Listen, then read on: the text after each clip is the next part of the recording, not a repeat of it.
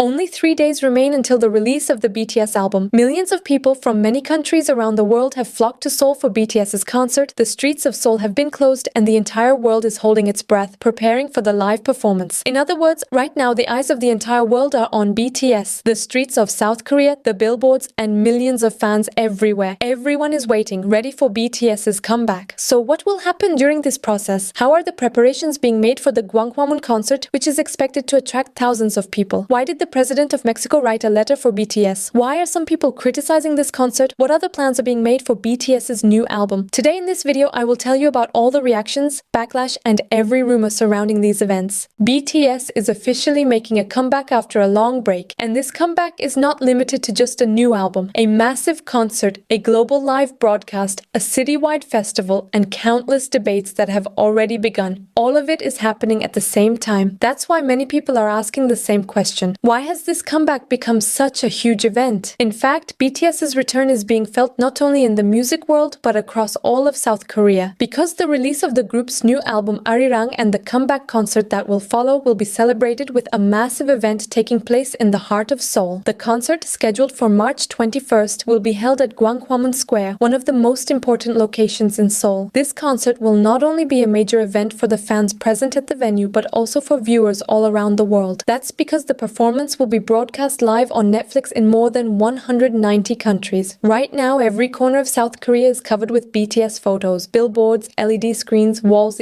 BTS is everywhere. In fact, right now, thousands of people have already flocked to South Korea for the concert on the 21st. South Korean airports are completely packed. There are thousands of tourists in the streets, and the only reason for all of this is BTS. Honestly, friends, I really tried hard to go, but I just couldn't manage to arrange it, and I couldn't reach any officials. From here, I want to call out to the Netflix team, send me to this BTS concert. Please send me. I promise I would cover this concert in such an incredible way that even you would be shocked. Please tag me under Netflix's posts so they can see me and send me. To be honest, this comeback has satisfied me incredibly and exceeded my expectations by far. Just imagine it, an entire country prepared for the return of this group, and people from all around the world are flocking to the country. Also, the stage that will be built for the concert will be so massive that construction has already started. Even though many people think this comeback will be incredible, the event scheduled for the 21st has already sparked major debates in South Korea. The location where the concert will take place is not an ordinary concert venue. Gwanghwamun Square is considered one of the most important historical and political centers in South Korea. According to officials, an enormous crowd is expected to gather in the area on the day of the concert. Estimates suggest that around 260,000 people could gather in the center of Seoul. But let me tell you, I think there will be more than 1 million people. After all, they even sold 150,000 tickets for a concert they held in Mexico. And the concert they will perform in Seoul will be their first one there after many years, and it's free. So that place will definitely be completely packed that day. For this reason, the government, the Seoul Metropolitan Government, the police, and many public institutions have been preparing for this event for weeks. The security measures are so extensive that some officials say the operation is being planned almost like a state-level event. In particular, some buildings located right next to the square have decided to completely shut down on the day of the concert. KT, one of South Korea's largest telecommunications companies, will close its headquarters building entirely that day. Company officials stated that due to the expectation of an extremely large crowd, employees will not be allowed to enter the building. The restaurants, cafes, and shops inside the building will also suspend their operations. This situation is not limited to the KT building alone. 31 buildings in the area have also been completely closed for security reasons. Many businesses in the neighborhood are also considering temporarily shutting down for the same reason. As these developments became known, some criticism began to appear online. Some people argue that such extensive precautions are unnecessary. In particular, the closure of roads in the city center and the disruption of metro lines have drawn reactions from some residents. All of these preparations are actually being made for a single concert. However, because of the scale of the organization, many people no longer see this event as just an ordinary music concert. BTS's comeback has turned into a massive event that affects not only the music industry but also cultural and economic sectors. However, amid all this excitement and preparation, some controversies have also emerged. In particular, some internet users are criticizing the use of public resources for such a large-scale large-scale event. Many netizens argue that shutting down the city center and implementing such extensive security measures is unnecessary. Some people also believe it would have been more reasonable to hold the concert in a stadium. These criticisms quickly spread across social media. Some users commented, "Why are you shutting down the entire city center for a pop concert?" As the debate grew, another topic suddenly entered the discussion, and unexpectedly it involved Blackpink member Lisa. In 2024, Lisa filmed a music video on the famous Yaowarat Road in Bangkok. Even though the filming took place at night, all businesses in the area temporarily stopped operating. In other words, the street was effectively closed for Lisa. It was reported that Lisa paid 20,000 baht in compensation to each shop owner in the area because of the disruption and also offered 1,000 baht to pedestrians. Some reports say that in Thailand, this amount is even higher than the average monthly salary. For this reason, some internet users pointed to Lisa's actions as an example and argued that businesses affected by the BTS concert should also receive similar compensation. Amid all these debates, preparations for BTS's comeback continue without slowing down. And if you think this comeback only involves organizing this massive concert, you're very mistaken. In fact, the city of Seoul has almost turned into a huge festival to celebrate the release of the group's new album, Arirang. In other words, besides the concert, there will also be a BTS festival that will begin on March 20th, the day the album is released, and continue until April 19th. During this time, Seoul's iconic landmarks, shopping centers, parks, tourist areas and hotels will be filled with BTS-themed events. The goal is to offer special experiences not only for fans attending the concert, but also for visitors coming to the city. For example, some hotels have prepared special accommodation packages for BTS fans. The package includes various souvenir items such as BTS-themed pillows, blankets, bandanas, and luggage tags. Netflix, send me please Netflix. The hotel's accommodation package also includes a BTS-themed room, souvenir items, and special cocktails. Restaurants have also prepared special BTS-themed menus. Major shopping malls in Seoul are joining the festival as well. Some will decorate their spaces with BTS themes, while others will open large BTS pop-up stores. BTS has also collaborated with the National Museum of Korea Foundation to create special merchandise. The collection includes hooded sweatshirts, baseball caps, and various accessories. The goal is to introduce Korean culture to global fans. A special fan zone will also be set up in a park along the Han River. In this area, visitors will be able to listen to BTS music outdoors and spend time relaxing in designated rest areas.